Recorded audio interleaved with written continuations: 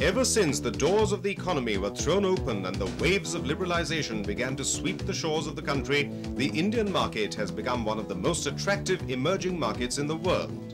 International investor interest has been spurred by the sheer size of the Indian economy.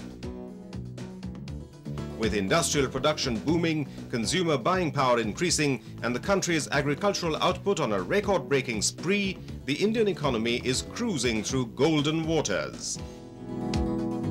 International economy experts are also impressed by the manner in which Indian companies are professionally managed and the well-established tradition of the Indian stock markets. And with major global firms like IBM, Coca-Cola, General Motors, Motorola and Rolls-Royce being bullish about the future of the Indian economy and setting up business and joint ventures, these potential international equity investors are convinced that there was only one way the Indian economy could go: up.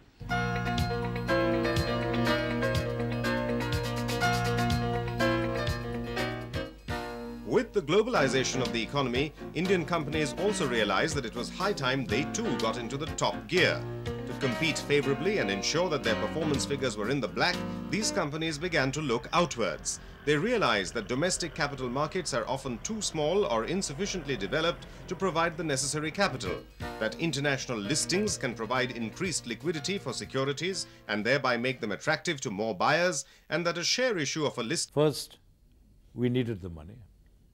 Secondly, the cost of money from overseas is much cheaper. Thirdly, we wanted to learn and understand international capital markets, because Indian companies have no experience of that. Thus began what experts call the second stage of globalization of the Indian market, the first stage being the entry of foreign institutional investors into the country. This second stage began to be popularly called the Euro fever stage, with a spate of Indian companies rushing abroad to raise money through Euro issues or global depository rights.